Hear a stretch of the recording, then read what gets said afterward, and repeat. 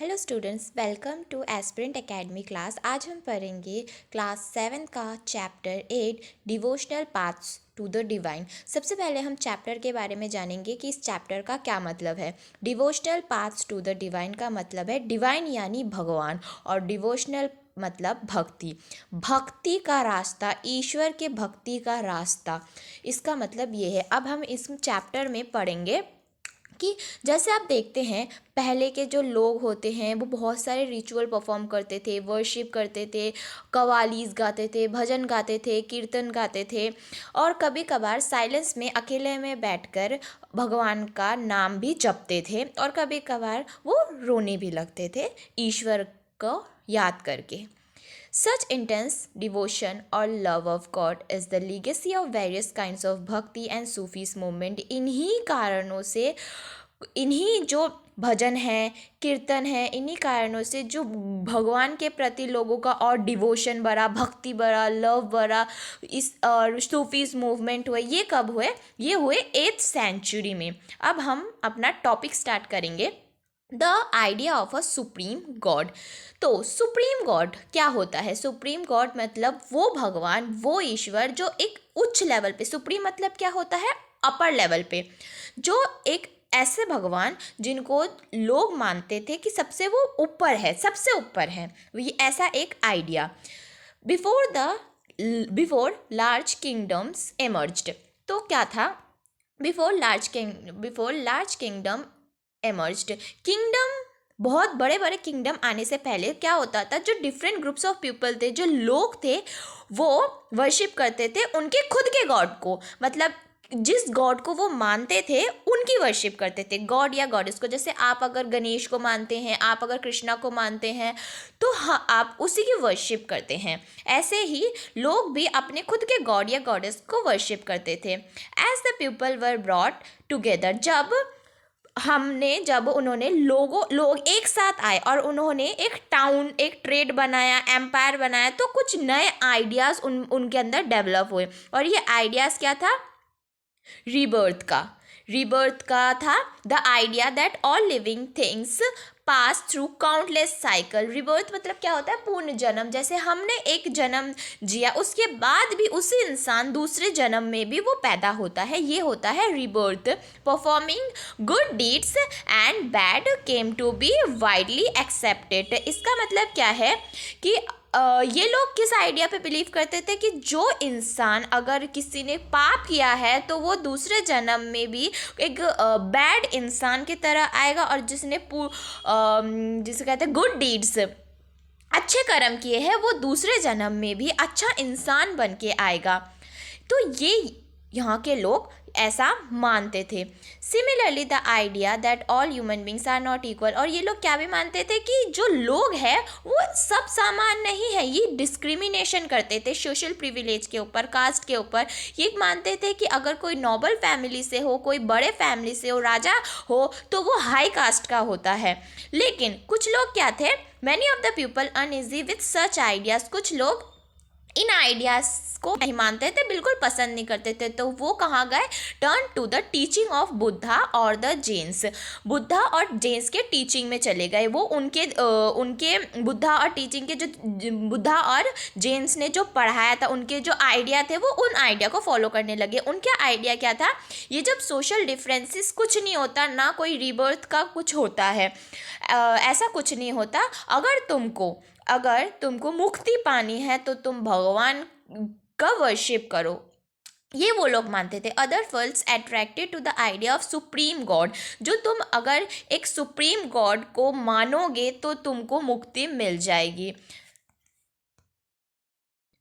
और ये सारी बात कि रिबर्थ कुछ नहीं होता, अगर तुमको मुक्ति पानी है, अगर तुमको अच्छा इंसान बनना है तो वर्शिप करो, ये सब हमें भगवत गीता में लिखा है। भगवत गीता क्या है?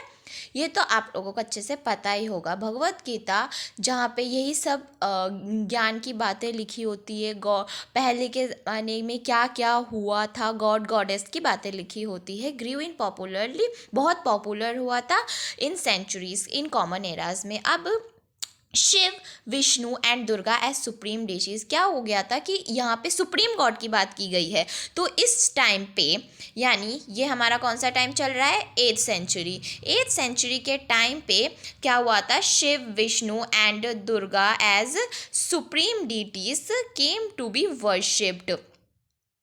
ये जो शिव थे, विष्णु थे, दुर्गा थे, ये बहुत ही उच्च जैसे भगवान हो गए थे। सब इनको मानने लगे थे और इन्हीं की वर्शिप होती थी, इनके रिचुअल्स होते थे। और इन्हीं टाइम पे जब इनकी रिचुअल्स होते थे, वर्शिप होती थी, शिव, विष्णु और दुर्गा को अलग अलग जगह अलग अलग नाम से जाना जाता था और अलग अलग तरीके से पूजा किए जाते थे। इनके local myths and legend become a part of the Puranik stories. इनके पूजा करने के तरीका जो होता है, मिथ्स होते हैं, इन सबको पुराणिक स्टोरीज में लिखा गया था। And methods of the worship recommended in the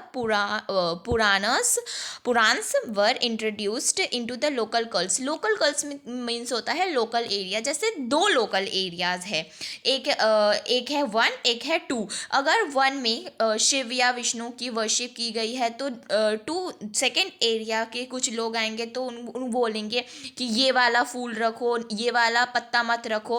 तो यही ऐसे ही अलग अलग एरिया में अलग अलग नाम से भी जाने जाते थे और अलग अलग प्रोसेस भी होते थे कि कैसे उनको पूजा की जाए।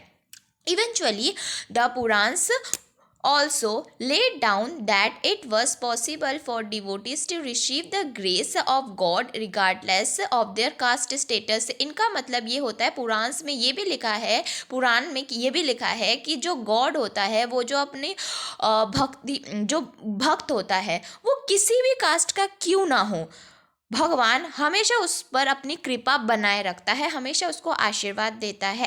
भगवान कोई कास्ट नहीं देखता कि ये अनटचेबल है, ये ब्राह्मण कास्ट है, ये कोई कास्ट नहीं देखता। भगवान सबके ऊपर अपना कृपा बनाए रखता है और सबको अपना आशीर्वाद देते हैं। The idea of bhakti become so popular that even Buddhist and Jains adopted these beliefs. और ये जो भक्ति है इतना पॉपुलर, ये जो तरीका है इतना पॉपुलर हुआ कि इवन जो बुद्धिस्ट थे और जो जेन्स थे, जैनांस थे, उन्होंने भी इस आइडिया को अडॉप्ट किया था। अब हमारा सेकेंड टॉपिक है अ न्यू काइंड ऑफ भक्ति इन साउथ इंडिया, नैनर्स एंड अल्वर्स। यहाँ पे एक न्यू काइंड ऑफ भक्ति, एक भक्ति करने का न्यू काइंड साउथ इंडिया में। नेयनर्स यहाँ पे कौन है, वो लोग जो शिव की भक्ति करते हैं, और अल्वर्स यहाँ पे कौन है, वो लोग जो विष्णु की भक्ति करते हैं। The 7th to 9th century, हमने पहले क्या पढ़ा, हमने ये सारा पढ़ा 8th सेंचुरी। अब हम आएंगे 7th to 9th सेंचुरी के बीच में। So the emergence of new religious movements, कुछ नए लोगों की मूवमेंट की कुछ एमरजेंस हुआ, कुछ नए लोग आने लगे, लेड बाय द नेयनर्स, जिनको नेयनर्स और अल्वर्स के नाम पे जाने गए। कहाँ पे, साउथ इंडिया में। नेयनर्स कौन थे, सेंट डिवोटेड टू शिवा, जो शिव की भक्ति करते थे, और अल्वर्स जो विष्णु की भक्ति करते थे, who came from all cast including those considered untouchable. ये लोग, ऐसा नहीं था कि इस कास्ट के लोग ही अलवर बन सकते थे, नेयनर्स बन सकते थे, इस कास्ट के लोग नहीं बन सकते थे। जैसे पुराने ज़माने में होता था कि जैसे बुद्धिस्ट जो लोग होते थे वही सिर्फ टेम्पल वगैरह में पूजा करते थे, पूजा किए थे, लेकिन बाकी कास्ट को तो, अनटचेबल्स को तो मंदिर में उठने की इजाज़त भी नहीं थी। तो इन लोगों में ऐसा नहीं था, किसी भी कास्ट, भले ही वो अनटचेबल क्यों ना हो, उनको अलवर और नेयनर्स बनने की इजाज़त थी। अनटचेबल यहाँ पे जैसे एग्जांपल दिया गया है, पुलियर एंड द पनर्स। तो ये थे, they were sharply critical of the Buddhist and Jainas and preached ardent love of Shiva and Vishnu as the path of salvation. ये लोग ये मानते थे, अगर तुमको मुक्ति चाहिए तो तुम शिव और विष्णु को प्रार्थना करो, उनको प्यार दो। ये लोग ये मानते थे, तो तुमको मुक्ति मिल जाएगी। They drew upon the ideas of love and heroism as found in the Sangam literature. इन्होंने किस पर ध्यान देने को कहा, आइडिया ऑफ लव और हीरोइज्म, और ये किस में लिखा है, संगम लिटरेचर में। जैसे हमारी भारत का क्या है, हमारे भारत का है महाभारत, रामायण, इन सब में हमको ज्ञान मिला है। ऐसे ही संगम लिटरेचर कहाँ की थी? Earliest example of Tamil literature, ये तमिल में लिखा गया था, compose during the early centuries of the common era. किस एरा में? 7th to 19th सेंचुरी, ठीक है। And blended them with the values of bhakti, और इसमें भक्ति के वैल्यूज को प्रकाशित किया गया है। The Nayanars and Ulvers went from place to place composing exquisite poems in the praise of the deities enshrined in the villages they visited and set them to the music। और ये जो नयनर्स और अल्वर्स थे ना, ये जगह जगह पर जाकर अपने पोएम्स और गाने कंपोज करते थे, और ये इनके गाने और पोएम्स बहुत ही पॉपुलर हुआ करते थे। अब ये वाला भी बहुत इम्पॉर्टेंट हमारा टॉपिक है नयनर्स और अल्वर्स के बारे में। यहाँ पे क्या बोला गया है? There were 63 Nayanars who belong to different caste background such as potters, untouchable. यहाँ पे जो थे 63 नयनर्स ऐसे थे जो बहुत ही पॉपुलर हुए थे और बहुत डिफरेंट कास्ट से बिलोंग करते थे, जिसमें से कुछ पॉटर्स थे, अनटचेबल्स थे, पीजेंट्स थे, वर्कर्स थे, हंटर्स थे, soldiers, Brahmins, chiefs etcetera. The best known among them were, इनसे जो बेस्ट थे, जो पॉपुलर हुए थे, वो कौन थे? अपार, संबंदर, सुंदरर एंड मनिक कावाशगर। तो there are 2 sets of compilations of their songs. इन लोगों ने, मतलब नयनर्स ने क्या क्या गाने लिखे थे? तेवाराम और तिरुवक्कम, ये नयनर्स ने लिखा था। ये बहुत ही इंपॉर्टेंट है। देयर वर 12 अल्वर्स। अब जैसे 63 नयनर्स फेमस हुए थे, ऐसे ही 12 अल्वर्स भी फेमस हुए थे, who came from equally divergent backgrounds, the best known being Periyalvar, his daughter Andal, Tondaritpodi, Alvar and Namalvar. Their songs were compiled in the Divya Prabandham. तो यहाँ पे क्या था? 12 अल्वर्स जो ऐसे ही इक्वली डाइवर्जेंट बैकग्राउंड, जैसे उनमें से कुछ पॉटर्स, अनटचेबल्स, वर्कर्स, पीजेंट्स थे, वो भी बहुत फेमस हुए थे, जिनको हम किनका नाम से जानते हैं? पेरियालवर और उसकी डॉटर अंदल। और कौन है यहाँ पे? तोंदरिद्पोदी, अलवर एंड नमलवर। और इनके कौन से सॉन्ग हैं? दिव्या प्रबंधम। अब यहाँ पे जो नयनर्स थे, उनके कौन से सॉन्ग्स थे? तवरम और तिरुवक्कम। और यहाँ पे अलवर्स के कौन से सॉन्ग्स थे? दिव्या प्रबंधम। ये बहुत ही इंपॉर्टेंट है और आपको याद रखना है।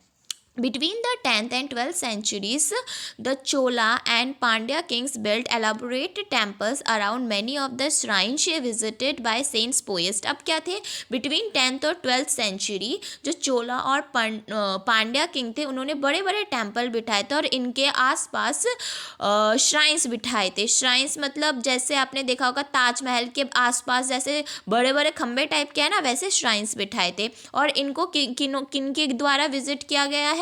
सेंट पोएट्स, जो पोएम्स लिखते थे, जो ऋषि मुनि थे। Strengthening the links between the bhakti tradition and temples, ताकि ये जो लिंक था, जो जोड़ था भक्ति ट्रेडिशन और टेम्पल का, वो आगे बढ़ सके। This was also the time when their poems were compiled. और ये वही टाइम था जब इनके जो पोएम्स थे वो लिखने वाले थे। बिसाइड्स हैगियोग्राफीज क्या होता है? Writing of cents lives. ये होते हैं जो ऋषि मुनि वगैरह होते हैं, इनके लाइफ के ऊपर लिखा गया। और रिलीजियस बायोग्राफीज, धार्मिक बायोग्राफीज ऑफ ऑल्सो कंपोज्ड, जो अल्वर्स और नयनर्स के बारे में इन हैगियोग्राफीज और रिलीजियस बायोग्राफीज में भी लिखा जाता था। Today we use these text as sources for writing histories of the bhakti tradition. आज के समय में ये टेक्स्ट और एक सोर्स की तरह यूज़ होता है ताकि हम हिस्ट्री और भक्ति को अच्छे से जान सकें। अब यहाँ पे एक पोएम दी गई है, आप पढ़ना चाहो तो पढ़ सकते हो। हमारा टॉपिक पढ़ेंगे फिलॉसफी एंड भक्ति। अब ये फिलोसोफर्स होते कौन थे, जो मतलब मानते थे कि हाँ, जीवन के बाद भी कुछ होता है, जीवन के पहले भी कुछ होता है, और इन जीवन के बाद क्या होता है, जीवन के पहले क्या होता है, इस बारे में जानने में इनको बहुत दिलचस्पी रहती थी। ये उत्सुक रहते थे कि हाँ, अगर होता है तो होता क्या है, तो वो होते हैं फिलोसोफर्स। अब यहाँ पे दो फिलोसोफर्स, मतलब इस टॉपिक में फिलॉसफी और भक्ति के बीच फिलोसोफर भक्ति के बारे में क्या सोचते थे उस बारे में बताया गया है। यहाँ पे हमारे दो फिलोसोफर्स हैं, शंकरा और रामानुजा। अब हम इनके डॉक्ट्रिन को पढ़ेंगे और इन्होंने क्या क्या बोला है अकॉर्डिंग टू भक्ति की भक्ति के बारे में क्या क्या बोला है वो हम पढ़ेंगे। तो शंकरा बहुत ही इन्फ्लुएंशियल फिलोसोफर था, कहाँ के, इंडिया के, और ये बोर्न कहाँ हुए थे, केरला में, इन 8th सेंचुरी। ये अद्वैता और doctrine of oneness of individual soul के बहुत, मतलब उनको बहुत मानते थे कि वो क्या बोलते थे कि जो भगवान है वो बस एक ही है। ऐसा नहीं है कि अलग अलग टेम्पल्स में अलग अलग भगवान पाए जाते हैं। जो भगवान है वो हमारे मन के अंदर होता है, वो इंसान के अंदर होता है, हमें उन्हीं को मानना चाहिए। He considered the world around us to be illusion और माया। वो बोलते थे कि अगर, मतलब हमारे आसपास जो भी चीज़ें घटनाएं घटती है वो इल्यूजन होती है, माया होती है, हमें उन पर ध्यान नहीं देना चाहिए। और जो रियूनिशिएशन होता है कि एक जंगल से, सॉरी, घर से जाके अपने फैमिली वालों को छोड़ के जंगल में वनवास करने जाना, भगवान की प्रार्थना करना, वो सब फालतू होता है, वो सब किसी काम का नहीं होता। अगर तुमको साल्वेशन यानी मुक्ति का पाथ यानी रास्ता चाहिए तो तुमको अपना नॉलेज और अंडरस्टैंडिंग पावर करनी चाहिए और ट्रू नेचर ऑफ ब्राह्मण के ट्रू नेचर को अडॉप्ट करना चाहिए। तो अब यहाँ पे रामानुजा के बारे में क्या बोला गया है, ये भी एक फिलोसोफर्स थे जो कि तमिलनाडु में जन्म हुए थे इन 11th सेंचुरी में, और ये काफ़ी अल्वर्स से डीपली इन्फ्लुएंस्ड हुए थे। अब यहाँ पे मैंने आपको बोला था कि अल्वर्स कौन है। हाँ, तो मैंने आपको बोला था अल्वर्स कौन है, सेंट्स डिवोटेड टू विष्णु, जो विष्णु की पूजा करते थे।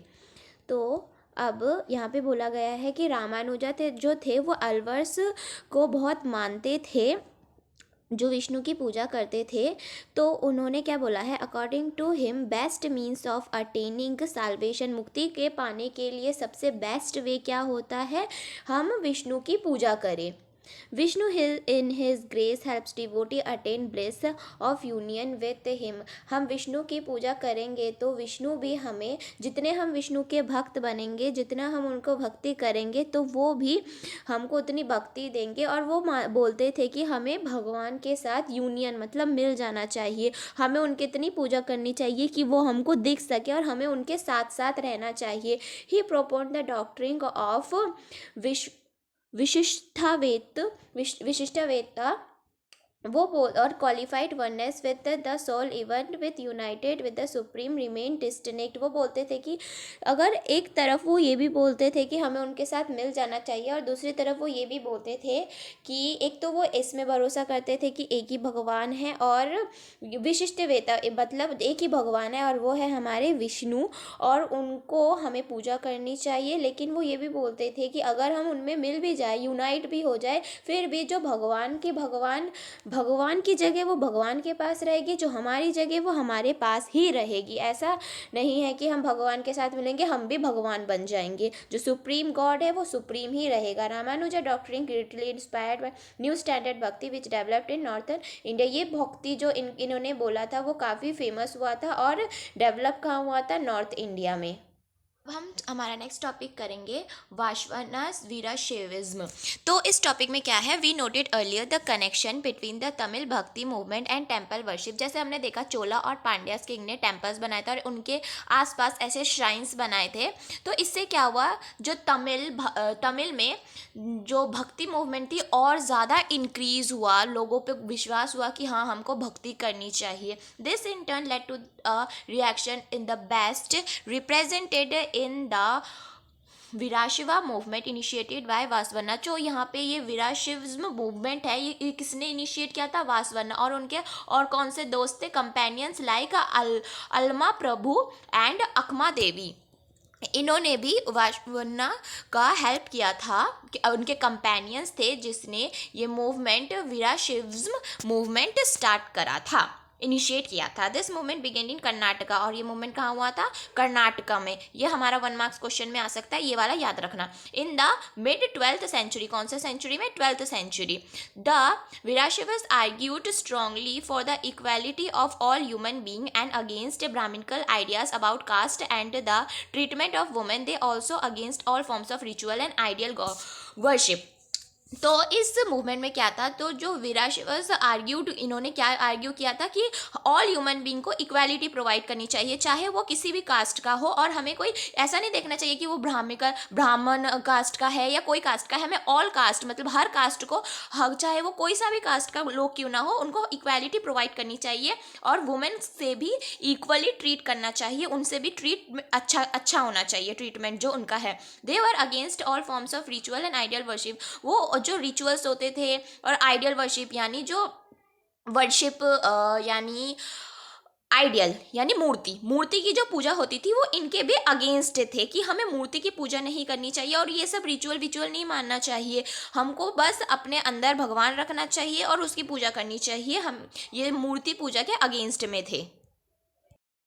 एक न्यू आइडियोलॉजी भी क्रिएट हुई है, न्यू आइडियोलॉजी भी इमर्ज हुई है भक्ति की ही।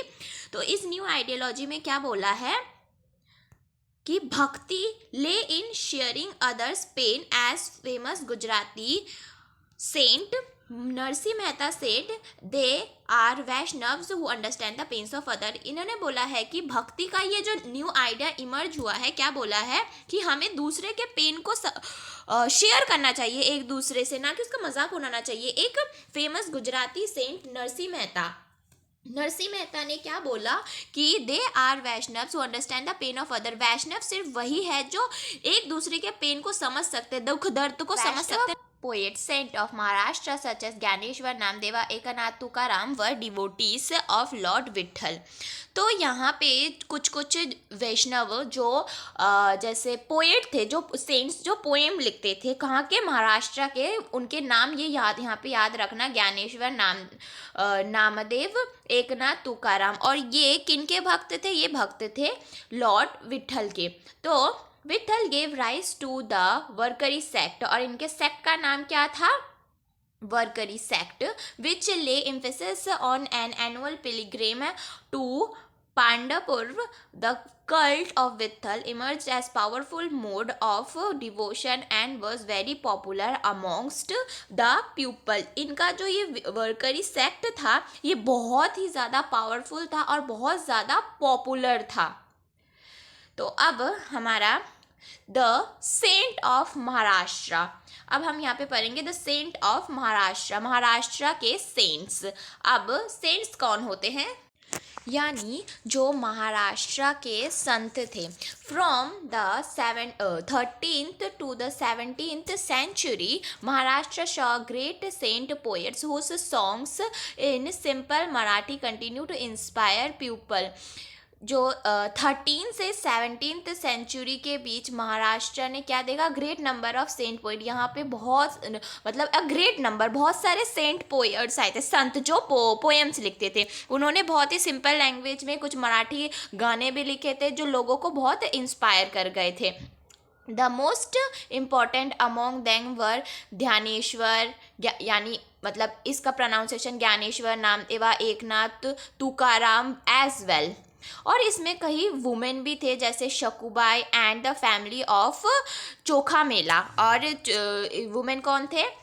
शकुबाई और उसके फैमिली चोखा मेला, जो बहुत ही इंस्पायर हुए थे। और इन्होंने मतलब ये सेंट पोएट्स थे जिन्होंने सॉन्ग्स, मराठी में सॉन्ग्स लिखे थे, ठीक है। बट ये कौन थे? वुमेन जो शकुबाई और चोखा मेला, जो चोखा मेला ये जो फैमिली है ना, ये किस फैमिली से बिलोंग करते थे? Untouchable of Mahar caste।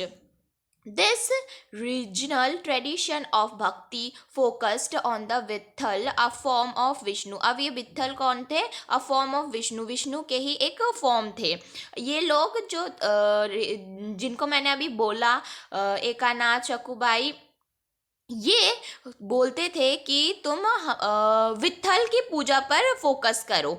और एक टेम्पल था जिस टेम्पल का नाम था पंढरपुर। तो ये एक टेम्पल था जहाँ पे जो ये एकानाथ तुकाराम ये बोलते थे कि हमें personal God residing in the heart, हमें अपने अंदर गॉड विट्ठल को हमें अपने अंदर जन्म रखना चाहिए, हमें अपने मन से उनकी पूजा करनी चाहिए, हमें कोई दिखावा नहीं करना चाहिए कि देखो हम पूजा कर रहे हैं कोई मंदिर वगैरह में। लेकिन जो ये मंदिर थी ये लोग बोलते थे कि हमें इन मंदिरों में जाना चाहिए जो विष्णु का मंदिर है पांढरपुर।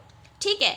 These saint poets rejected all forms of ritualism, outward display of piety and social differences based on birth. जो ये सेंट पोएट थे ये किसी भी सोशल डिफरेंस को नहीं देखते थे कि बर्थ के बेस पे कौन किस कास्ट का है, और ये कोई रिचुअल नहीं मानते थे जैसे हवन वगैरह, ये सब कुछ नहीं मानते थे। In fact they even rejected the idea of renunciation and prefer to live with their families. In fact जैसे जाते थे ना बनवास के लिए, अपनी फैमिली को छोड़ के तुम बनवास के लिए चले जाओ, ये भी वो लोग इनके भी अगेंस्ट थे, ये भी वो पसंद नहीं करते थे। वो बोलते थे कि अपने फैमिली के साथ रहो।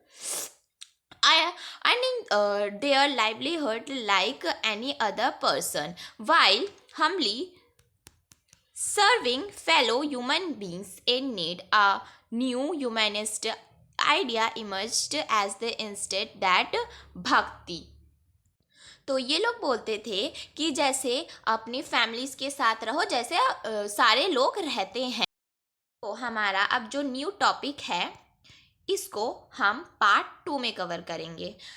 इस वीडियो के चैप्टर के 2 पार्ट है, पार्ट 1 एंड पार्ट 2। पार्ट 1 हमारा बस यहीं तक था। पार्ट 2 में हम न्यू टॉपिक से कवर करेंगे और उसमें हम ख़त्म कर देंगे चैप्टर। यहाँ तक आपको कोई भी डाउट हो तो कमेंट सेक्शन में ज़रूर पूछें, और वीडियो पसंद आई हो तो वीडियो को लाइक करें, शेयर करें और इस कमेंट में ज़रूर बताएं।